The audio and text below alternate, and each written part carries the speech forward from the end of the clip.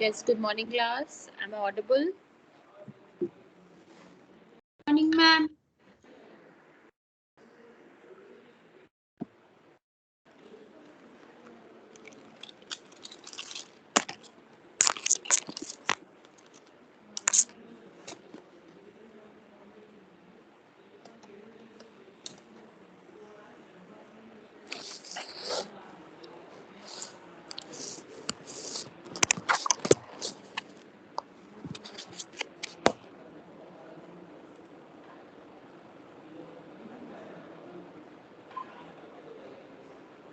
I'll just wait for another few minutes. Thereafter, we'll start the lecture for today. And for today, we have to discuss group one and group two projects also, right?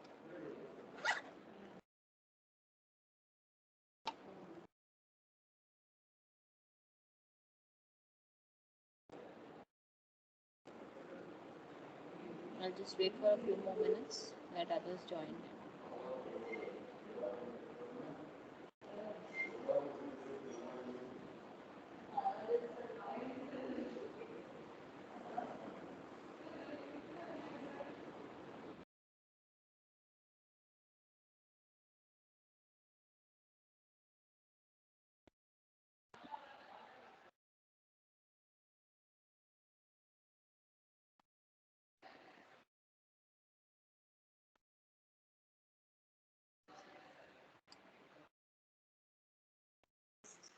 The students who were given the projects for today, are you ready, all of you? I have not received all the projects from most of the students. Only a few of you have reverted on my mail. So kindly do it by today positively.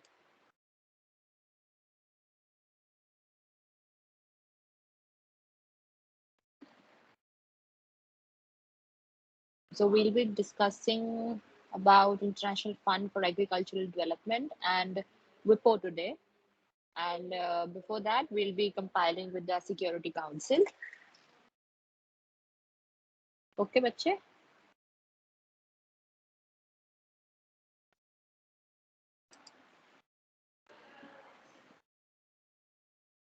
Okay, ma'am.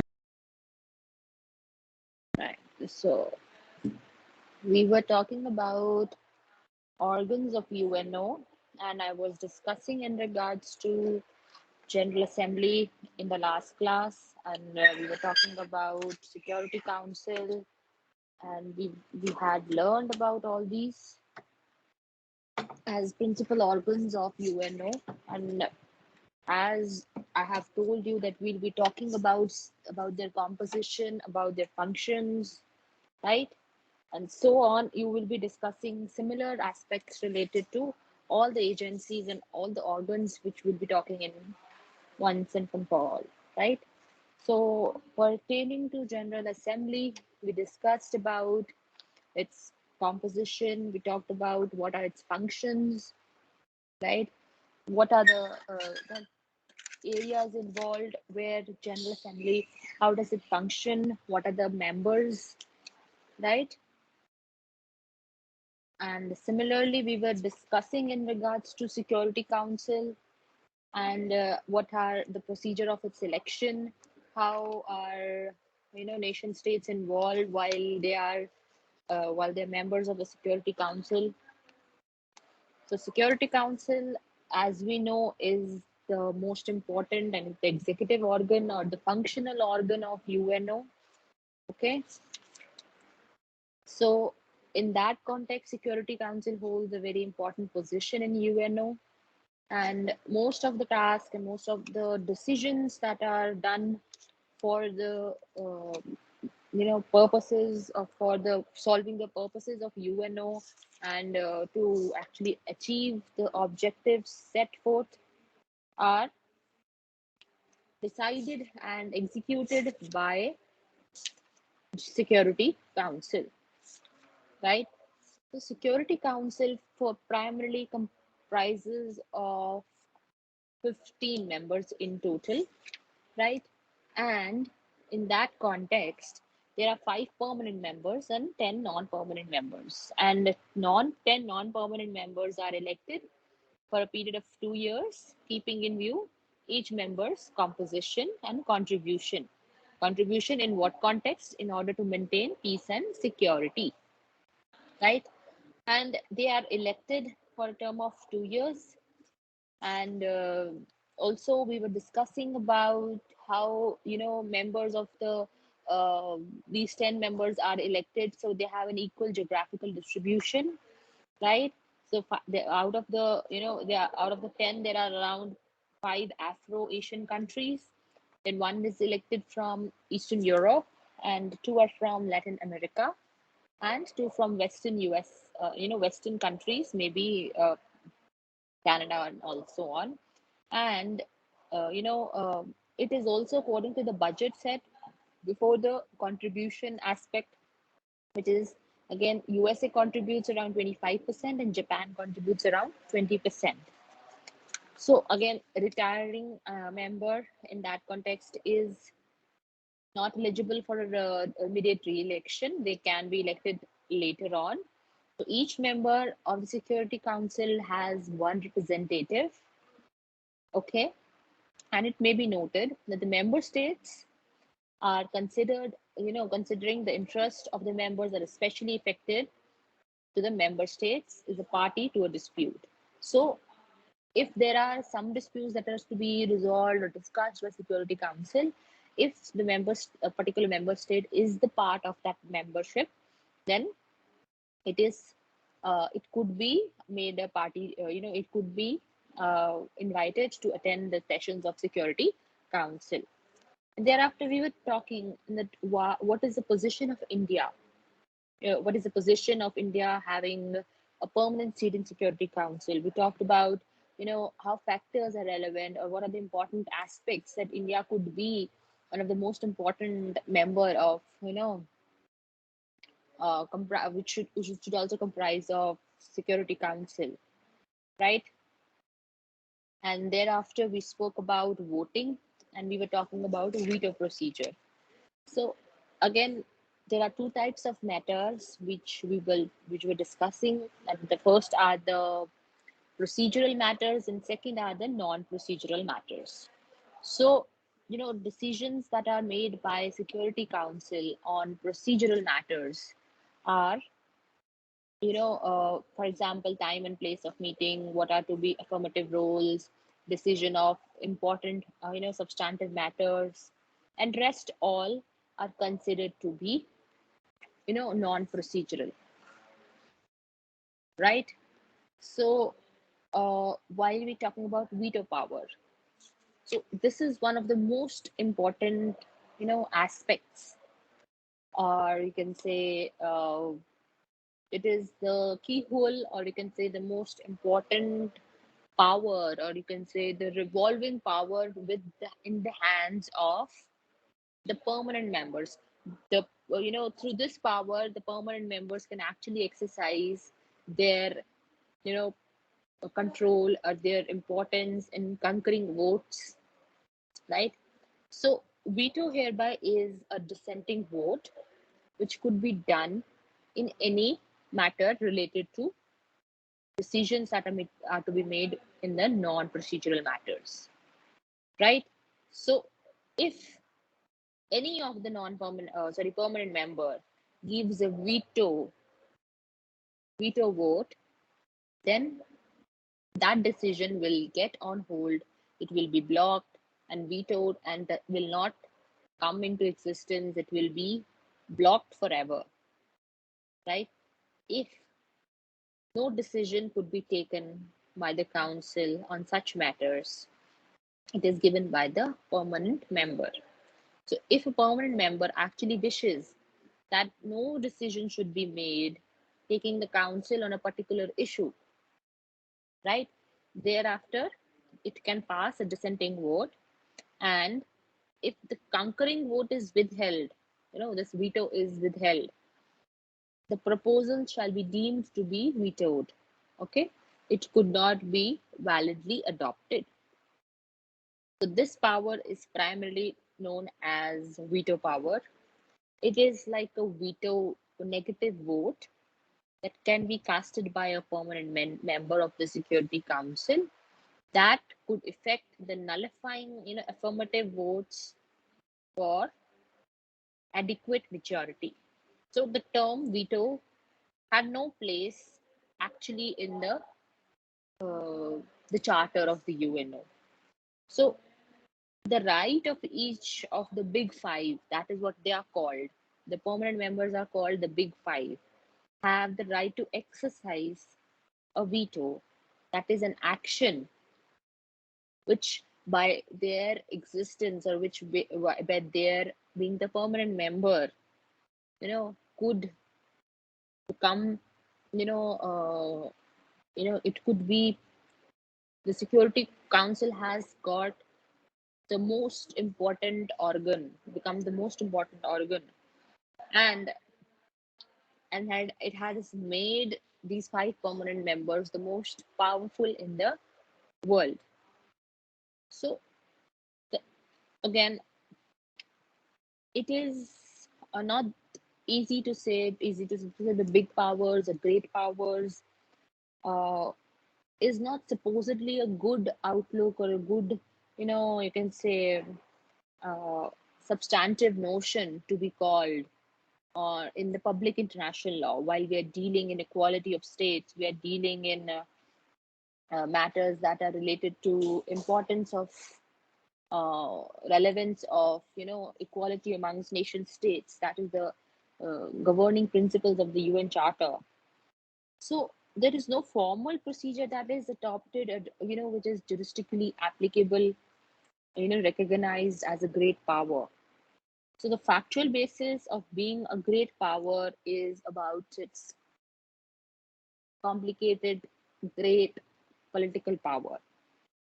So the general political power is shaped by a variety of factors. For example, by the together, how does it constitute, like preconditions, maybe large territory, population, international unity, technological superiority, economic strength.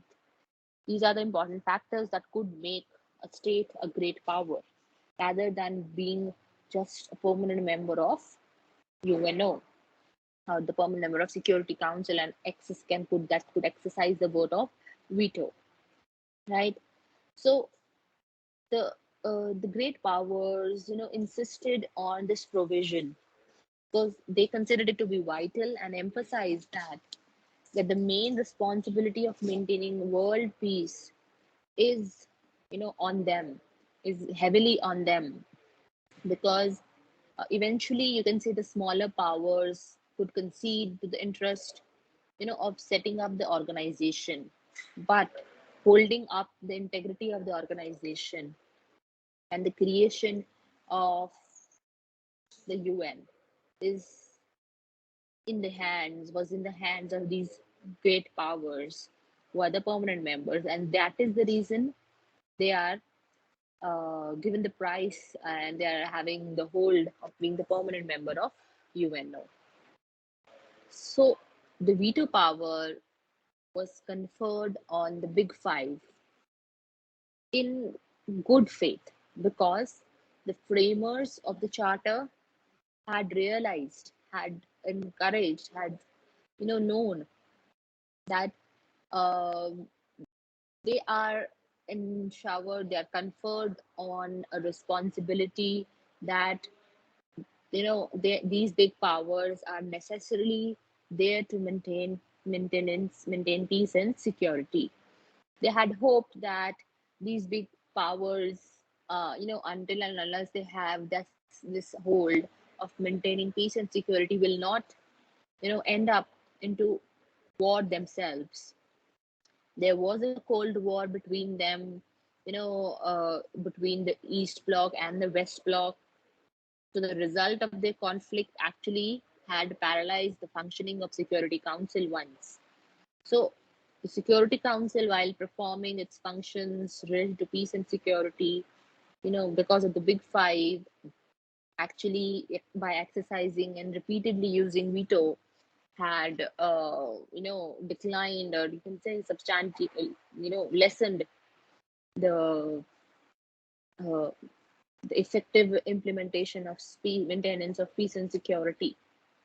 But eventually that got better, and the relations between the superpowers, which was earlier was very tense due to the Cold War, it got uh, better because you know due to the adverse the impact was so adverse. So the result was that many international problems could actually not be solved by the council, mainly because they are related to Big Five or their respective, their states who are there on respective sides. So many a times, if you could say, effective actions that are to be taken in general were actually not, enforced, or the enforcement action was withheld because of the veto power. So China has actually used veto 6 times. France has used it around 18 to 19 times. And Russia, on the other hand, the USSR had used it over 123 times, and the UK 32, and USA 82 times. So whatever the decision was to come out of, the nature of these veto power, the nature of these states used to withheld that decision. So after the end of the Cold War era, the veto was exercised for the first time in by the Russia on the issue that was related to financing of UN and the peacekeeping operation in Cyprus.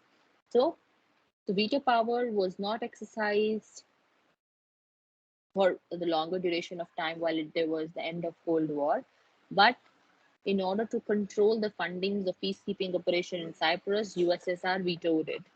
So veto power is confined only to those cases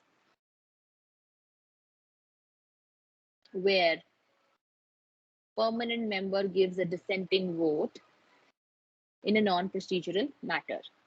So long the power is not exercised expressly at the time of voting in the Security Council, the decisions of the Council are actually not affected. So if a permanent member abstains from voting on any issue, or if it remains absent from meetings of the council may take a valid decision because neither abstention from voting or absence in security amounts to a dissenting vote. Right? If an member state, the permanent member is absent while making a decision, it will not amount to a dissenting vote.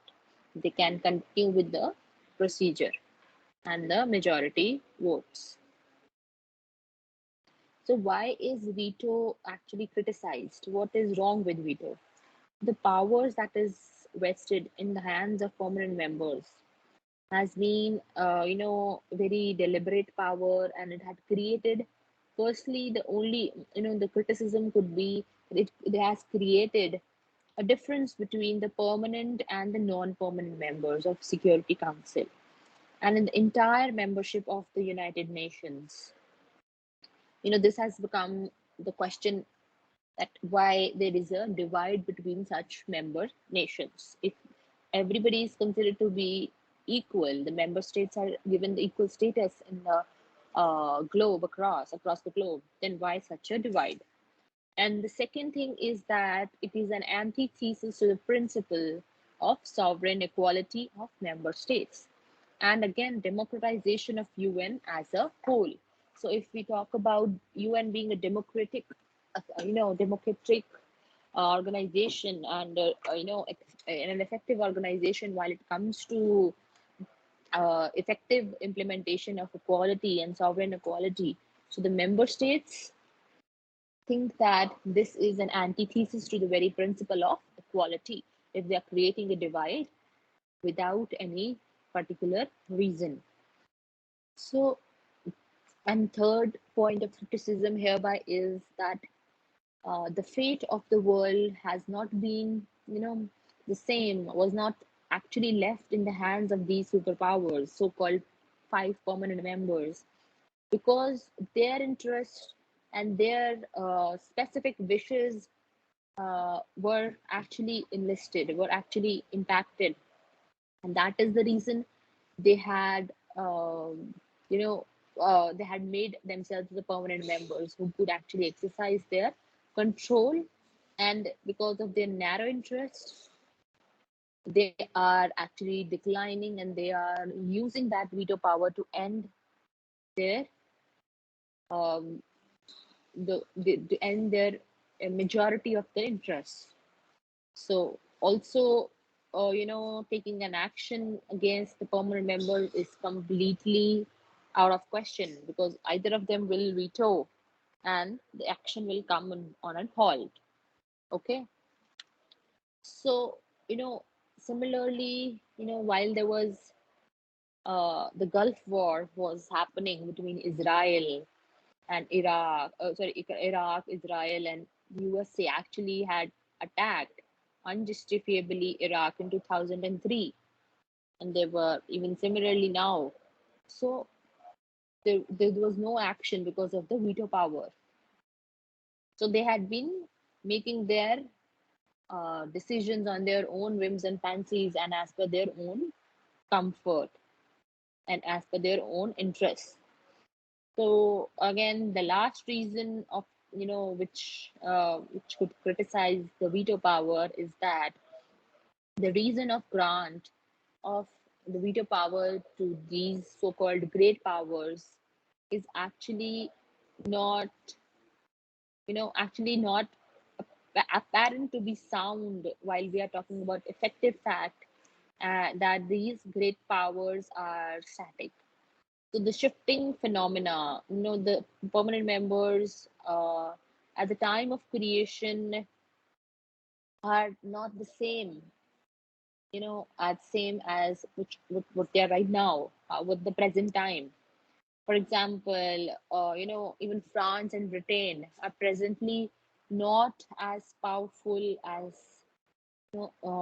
as powerful as they were before. Like before, for example, now Germany and even Japan are more powerful, but they are not the permanent members. Similarly, the very famous great power, the USSR, is actually dissembled, and its permanent membership should be succeeded. And I was succeeded to Russia eventually, but uh, it has actually, impoverished, or maybe it has reduced in size also than USSR earlier, but while it was there. Yeah, so it is, generally decided or debated that although the elimination of veto power should be advocated, but there are no actual positive steps in order to eliminate them, because they are the decision makers and they'll not let anybody else decide for these, right?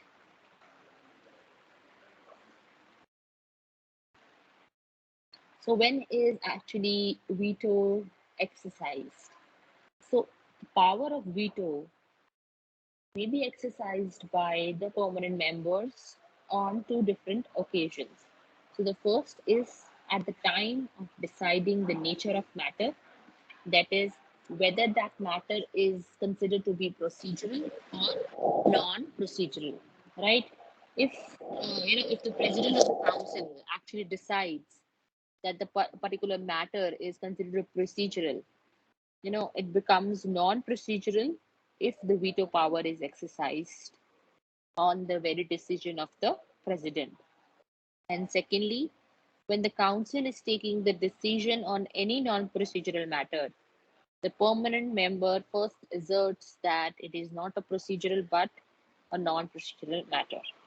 So therefore, makes a matter non-procedural from procedural by exercising the veto power. When a matter becomes a non-procedural, it may again exercise the veto power while making the decision on that very matter. So this combined effect is is that the council cannot actually take the decisions even on the procedural matters. So if the same has been made non-procedural by the exercise of right to veto by any of the permanent member, exercising two different votes on the same subject matter in order to just make it look like that they are more powerful is called a double veto.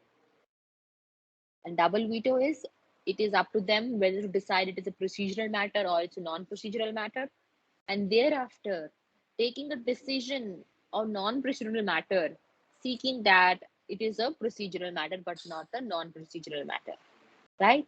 So this is what it is called, the right to double veto, right? And in this case, Spanish case, there was a case in Spanish and also Czechoslovakia in Greek. So all these are examples of double veto. Is it clear, class? Shall I move forward, or do you want me to explain this again? Any confusions until now, up till now? No confusions?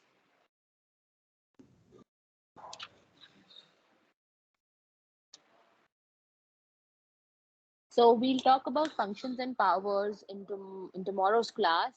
For now, let me start with today's discussion, right?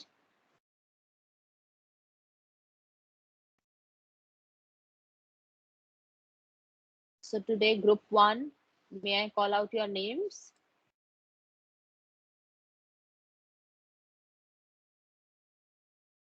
So first group, International Fund for Agricultural Development.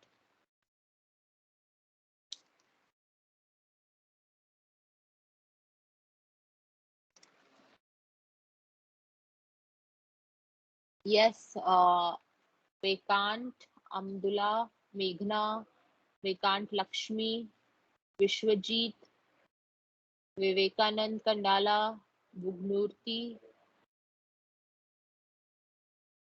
Anuya, Aishwarya Rao, Yash Gupta, Yashwardhan Reddy. So are you guys in the class? Kindly raise your hands. Hurry up.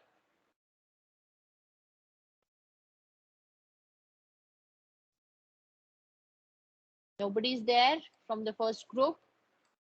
Look, I'm not here to waste my time and waste this class. If you're clearly not interested, you can send an email to me that you are not interested in this discussion.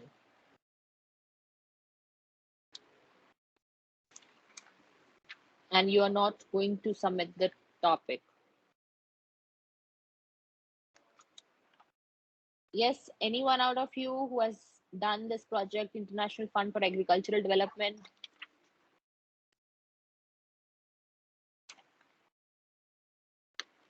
Nobody?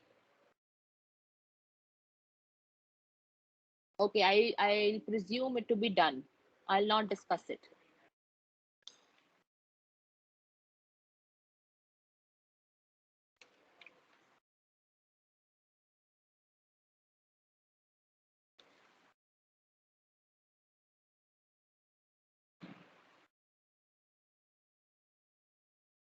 I'll give you another 2-3 minutes. Kindly raise your hands, those who are from the group one,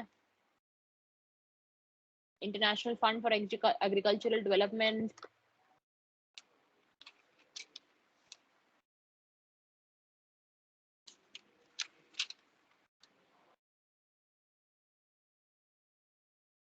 Nobody?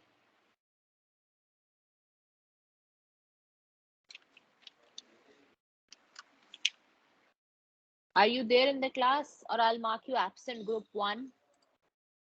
I repeat the names.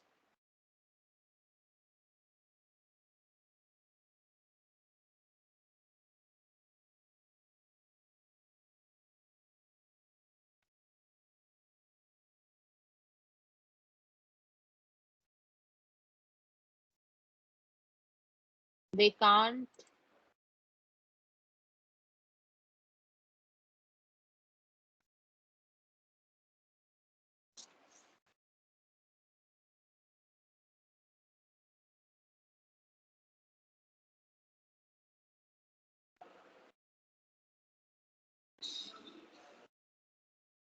Yes, are you there?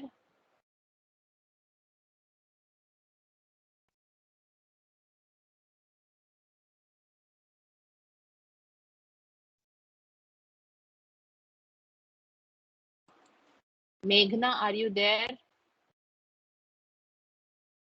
Okay.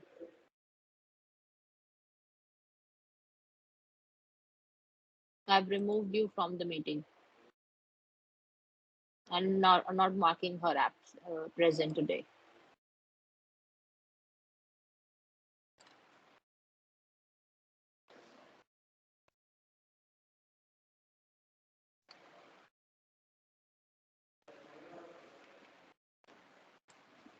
Nobody is wanting to discuss. Yes, Aishwarya, are you there?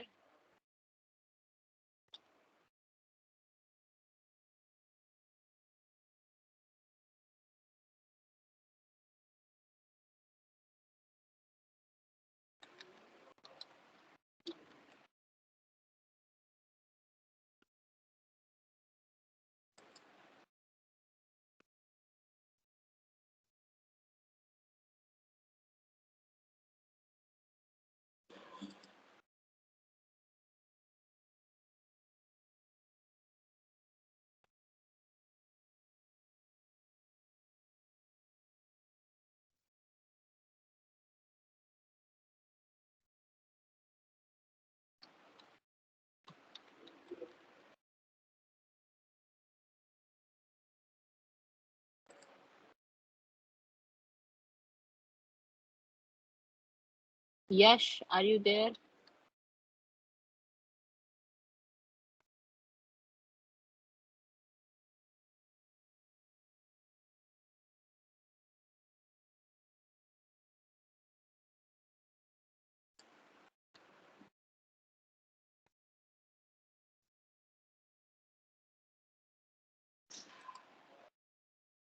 Yes, Yashwardhan Reddy, are you there? You're right there in the class.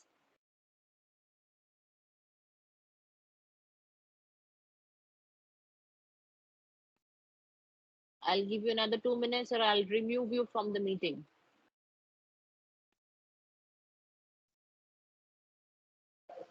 Okay. You're not there in the class.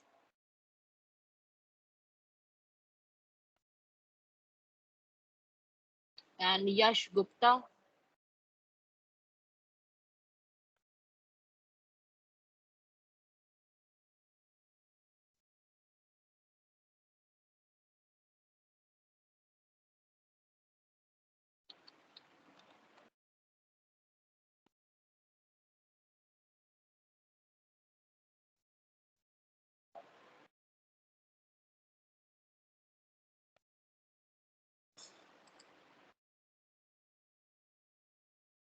Anuhia,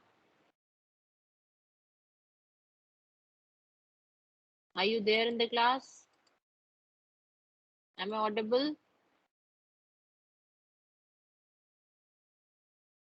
Are you able to present?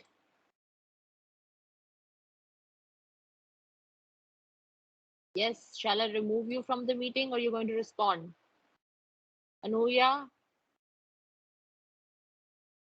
No. We're removing you from the meeting and today's attendance will not be considered.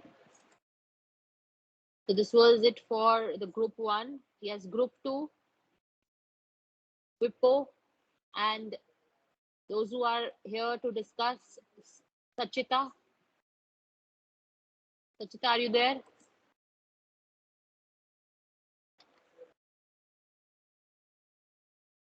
Yes, she's there.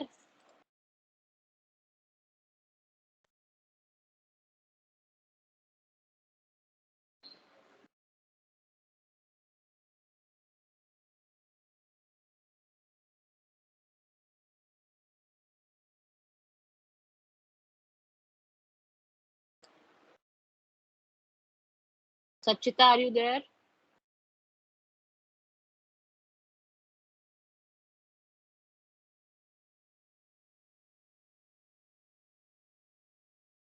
Sachita, are you there?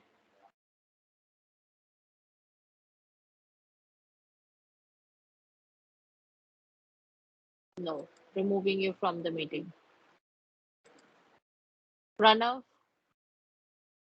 Yes, Pranav?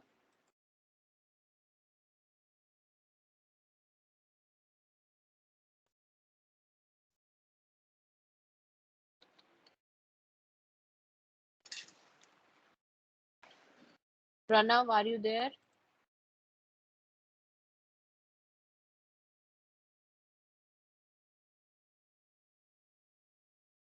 Pranav, Vaishnavi, then Dhotikar and Vaishnavi Desai, Vaishnavi Pulla, Vaishnavi Nawale, Vaishnavi Pantham, Vanshika, Varshit Reddy, Varun Srinivas. Anybody of you are there in the class? Or either I'll remove you one by one if you are present and not responding.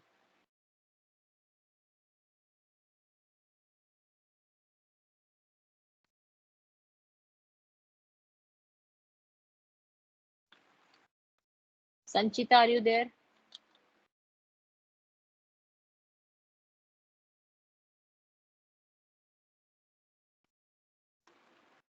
Sachita? No.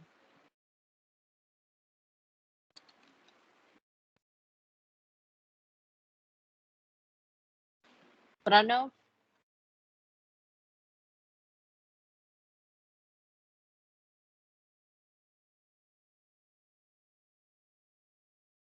Yes, you are there in the meeting. Kindly respond, Pranav.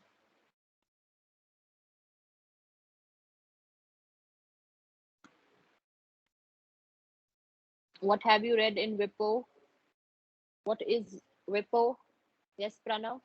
Please respond.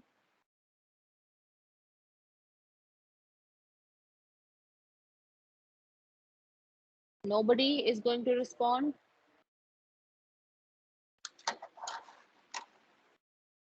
Fine, then I'll presume this topic to be done again. Removing you from the meeting again.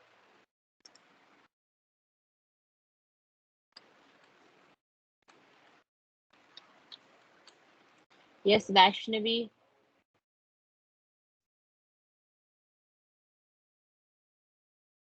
Vaishnavi Pulla. You are in the class. Vaishnavi Pulla. No. Fine. Vaishnavi Dandotikar.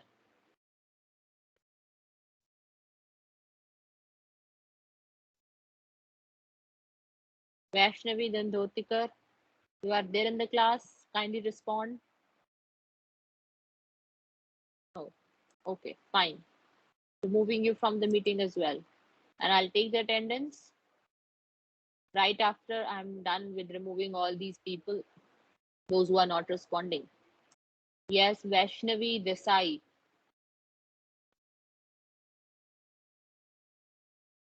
Vaishnavi Desai. You're not in the meeting.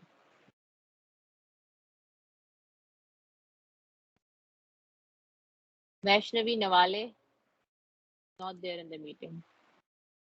Vaishnavi Pantham.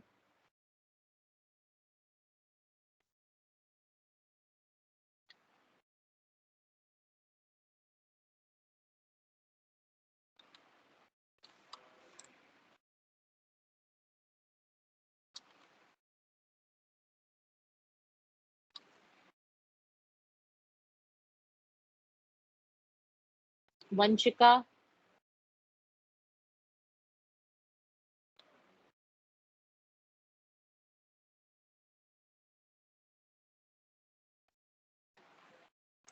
Not there in the meeting. Varshit.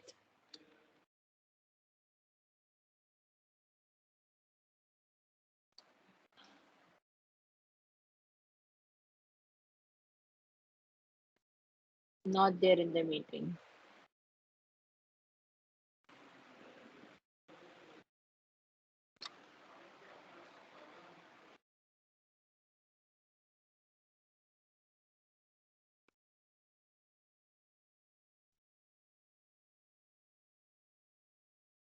Varun.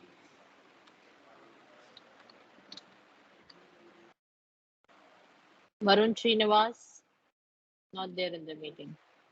Anyway, I'm downloading the attendance right now.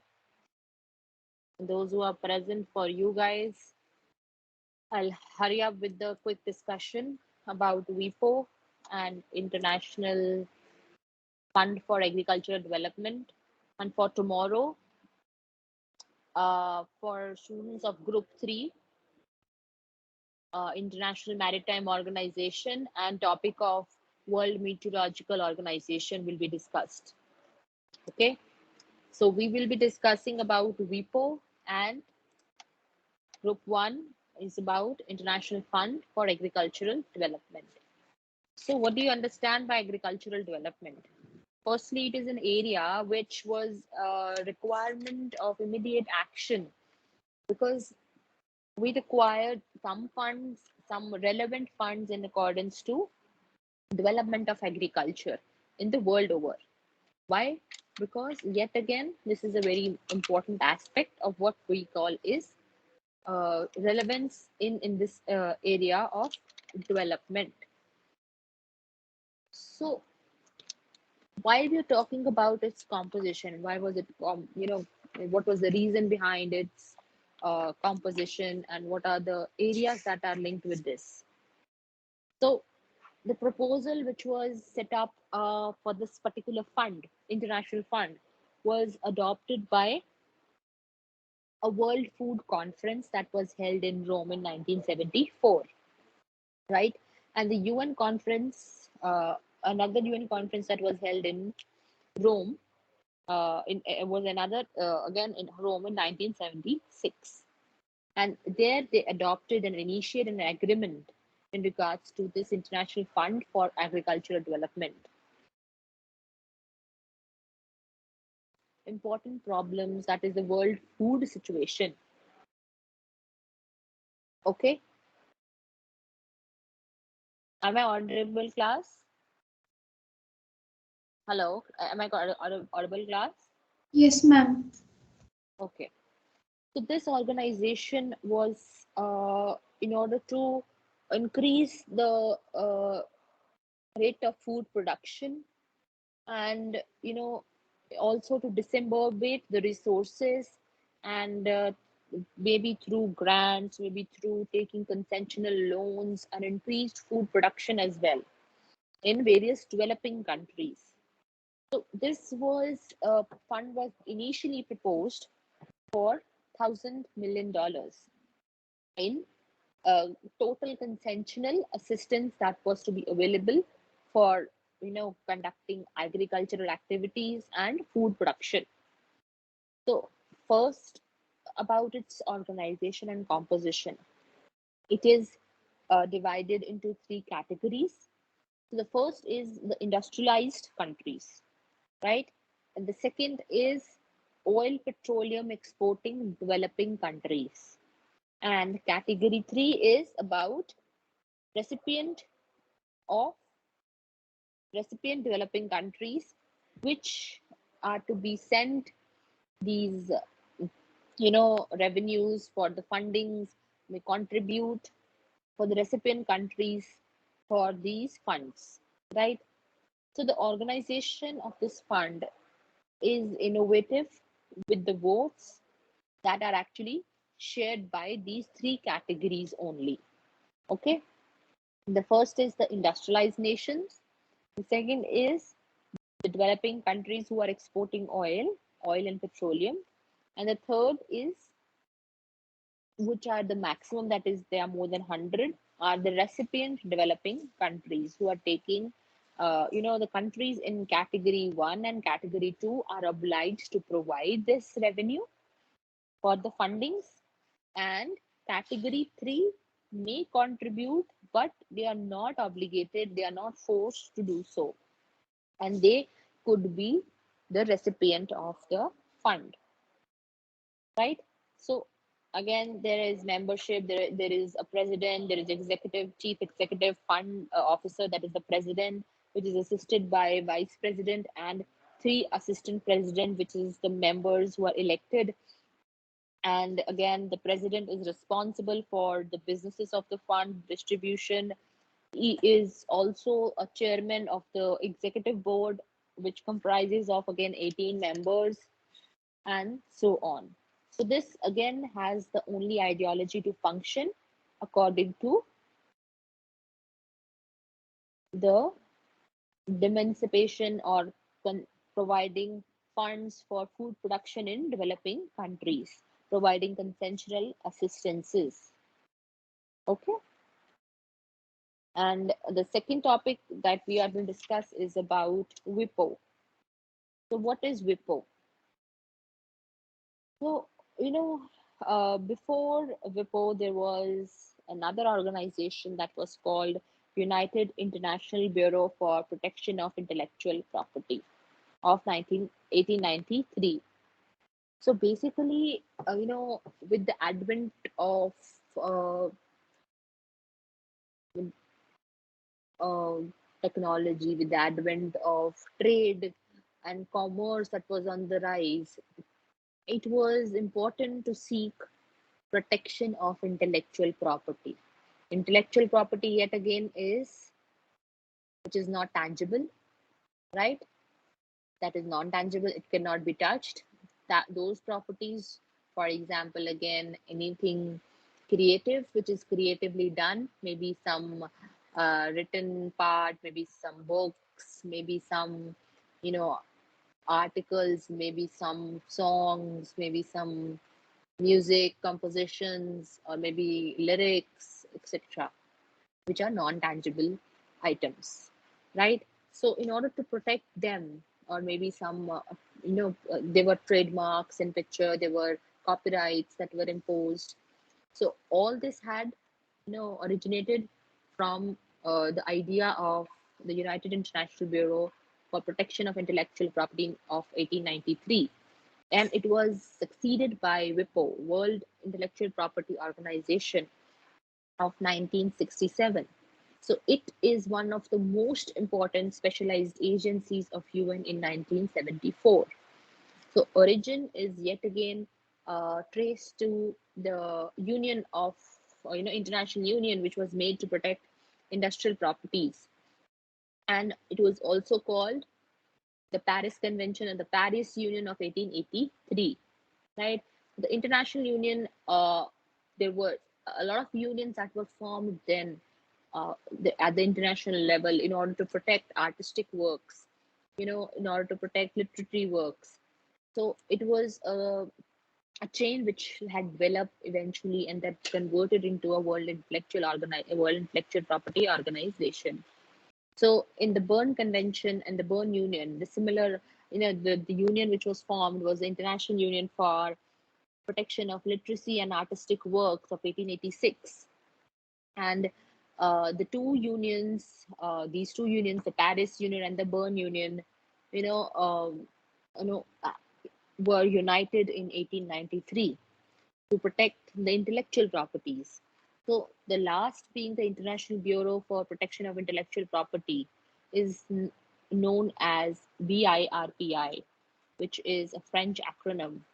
So in practice, this United Nations Bureau for Protection of Intellectual Property of 1893 was replaced by WIPO, and it is still existent in practice for those states who are still the members of Berne Union or the Paris Union, and they are not becoming the part of WIPO. So the main organs of WIPO are primarily the General Assembly, a conference, and a secretariat. And the headquarters are in Geneva, Switzerland. And WIPO's primary function or main function is to promote and protect intellectual property throughout the world.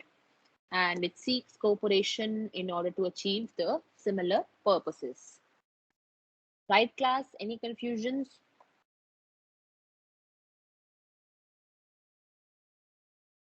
Ma'am. So for tomorrow, be alert. I'll just call out the names: Suruchika Reddy, Shubham Kumar, Subramanyam, Sudhanshu, Sumedha, Supriya, Suryansh, Shyam Priyanka, Akshay, Raj, Vijendra, Darshan, Harika, Kirthan, Then this is for the group 3, that is International Maritime Organization. And group 4, World Meteorological Organization, Shivani Panjala, Shivin, Shobita Reddy, Shravani, Shreya, Siddhant Kumar, Siddhant, Ranjan Trivedi, Siva Varshita, Snehal, Snigdha, Anjali Mohan, Soumya Reddy, Shri Veda, Smitha, Srinidhi, Shri Ram, Shriya Dhriti. So all of you be prepared. We'll have a similar discussion. And if you're not present in the discussion, you will be removed or you'll be marked absent for that day. Right, class? Please be prepared and please send your assignments by today positively. So this is for all for today. We'll continue the Security Council tomorrow. Thank you so much. Have a good day, bachcho. Shall I end the meeting now? Any questions so far? Please pass on the word. Right? All the class representatives, please pass on the word.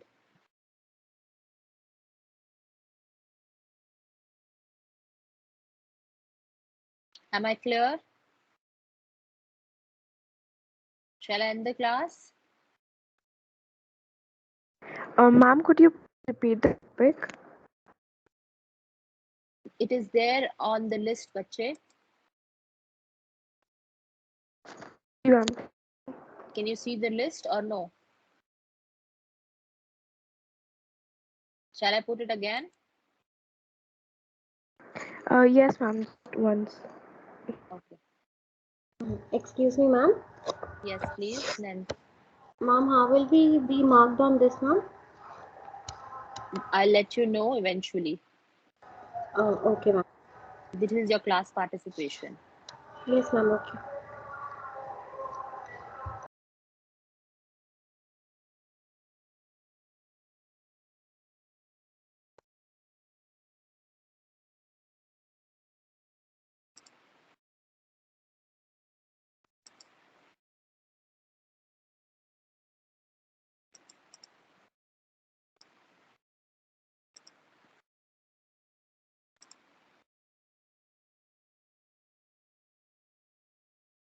Can you see it now? Yes, Aishwarya? No, ma'am. No, It ma'am. is there on the groups post.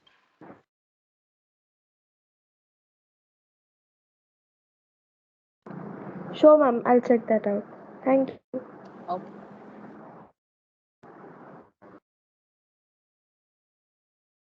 Right. Thank you so much.